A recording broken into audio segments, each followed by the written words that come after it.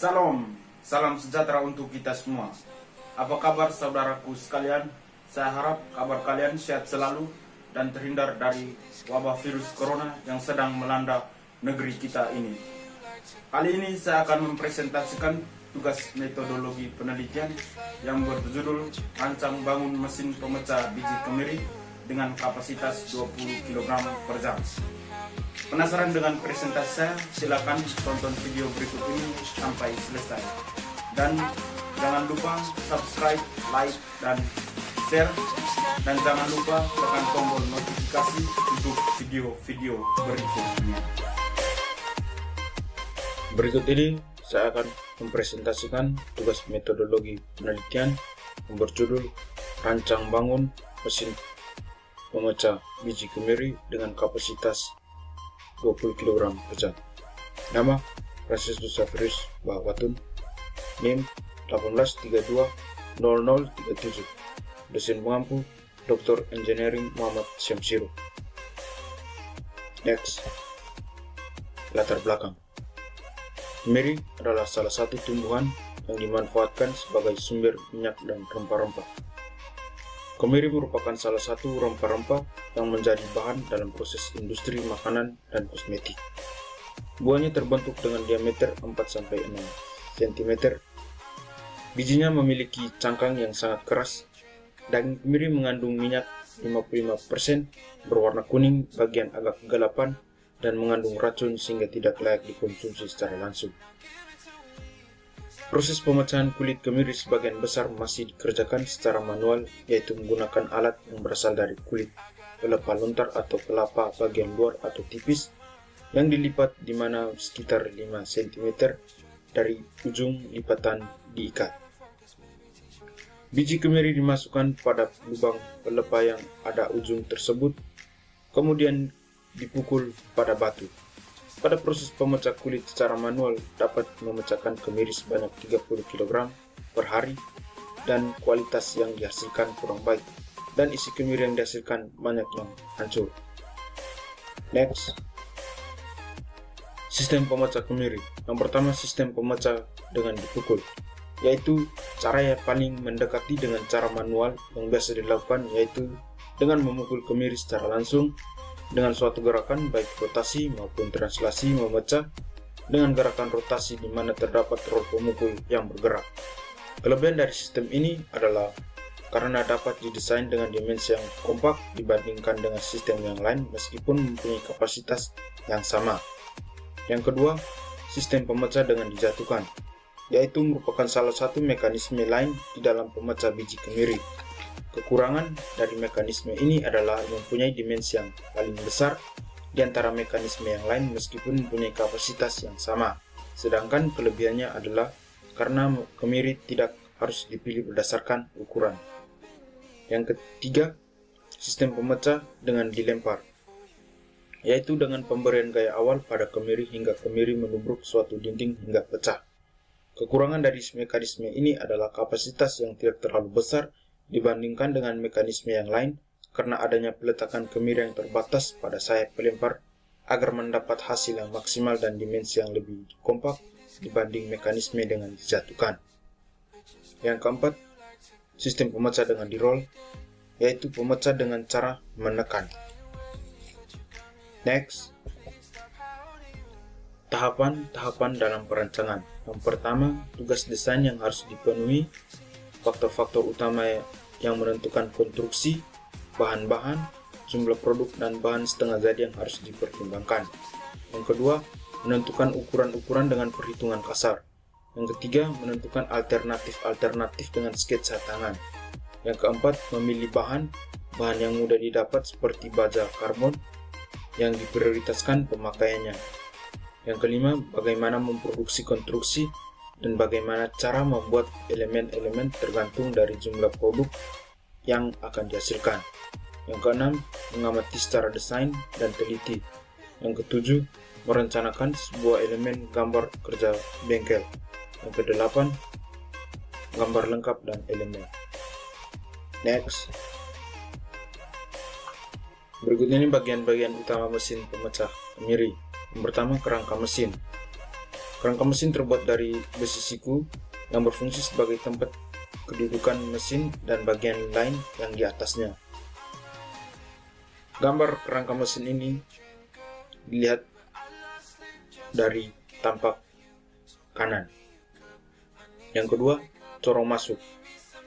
Corong masuk digunakan sebagai tempat masukkan bahan baku yang berfungsi sebagai pengarah bahan baku agar tepat jatuh pada rumah screw press.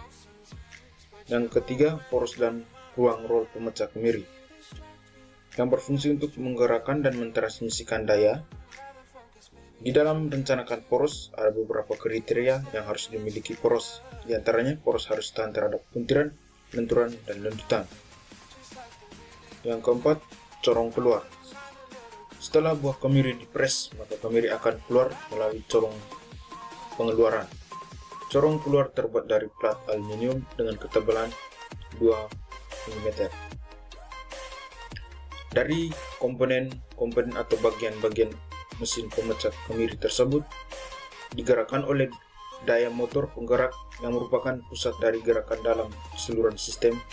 Maka daripada itu diperhatikan dan diperhitungkan dengan teliti dan benar agar sistem yang kita rencanakan dapat berjalan sesuai dengan yang kita harapkan. Next, presentasi pemecah kemiri. Kemiri utuh yang dihasilkan pada sinar matahari sebesar 1,5%. Kemiri pecah kulit sebesar 3%. Kecilnya presentasi utuh kemiri dan kemiri pecah kulit ini disebabkan oleh kurangnya pemuaian di daerah kulit sebagai akibat absorpsi air ke dalam kulit atau ke dalam daging kemiri saat proses perendaman selama 3 hari akhir pengeringan. Adanya absorpsi yang sebesar mengakibatkan presentase kemiri terbelah 2 lebih tinggi dibandingkan dengan pengeringan menggunakan mesin pengering, yaitu sebesar 12,70%. Panas yang diterima kemiri pada pengeringan matahari lebih kecil dibandingkan dengan pengeringan menggunakan mesin pengering. Hal itu terlihat pada banyaknya kemiri yang tidak pecah sebesar 75,10%. Next, metode penelitian. Yang pertama, waktu dan tempat penelitian. Yang kedua, bahan dan alat penelitian. Bahan, pada penelitian ini biji kemiri diperoleh dari kemiri-kemiri yang sudah matang atau sudah siap diproses. Biasanya kemiri yang digunakan adalah kemiri yang sudah dikeringkan kurang lebih -4 derajat. Alat penelitian, jangka sorong dengan ketelitian 0,01 mm, timbangan digital, mikrokomputer kontrol. Desain gambar mesin pemecah. Ya, ini gambar desain mesin. Kita bisa lihat panjangnya 1205 cm, lebarnya 750 cm, tingginya 740 cm. Next, flowchart gambar penelitian. Mulai proses perencanaan. Proses perencanaan ada studi literatur, rumusan masalah, menentukan rencana dan ukuran penelitian. Setelah studi literatur, rumusan masalah, menentukan rencana dan ukuran penelitian, ada proses praktek lapangan. Proses praktek lapangan ada 2 tahap, yaitu tahap perakitan mesin dan tahap uji coba mesin. Setelah proses praktek lapangan, pengumpulan data. Pengumpulan data ada data primer dan data sekunder. Setelah pengumpulan data, analisis data. Setelah analisis data, kesimpulan dan saran selesai. Next, langkah-langkah penelitian atau perancangan secara detail. Pertama, perangkaian komponen. Perangkaian komponen bermaksud sebagai komponen transmisi yang meliputi puli dan sabuk, yang menghubungkan komponen yang telah dirangkai pada dudukan masing-masing dan dihubungkan dengan menggunakan bed yang telah direncanakan. Yang kedua, pengujian alat. Yang ketiga, uji spesifikasi. Yang keempat, prinsip kerja mesin. Prinsip kerja mesin Yang pertama, buah kemiri dimasukkan ke corong pemasukan. Kedua, di dalam corong pemasukan dilakukan pemasukan bahan baku secara bertahap masuk ke dalam ruang roll pemecah. Yang ketiga, buah kemiri masuk ke dalam screw press. Di dalam ruang roll pemecah bahan baku akan dilontarkan dan akan bertumbuk oleh papan press. Yang keempat, selanjutnya buah kemiri yang tertumbuk akan keluar melalui corong keluar. Next. Ini merupakan gambar secara lengkap, secara komplit mesin pemecah biji kemiri dengan kapasitas 20 kg per jam. Ini rangka mesin, corong masuk, poros dan ruang roll pemecah, corong keluar. Next. Sekian presentasi dari saya dan saya ucapkan terima kasih.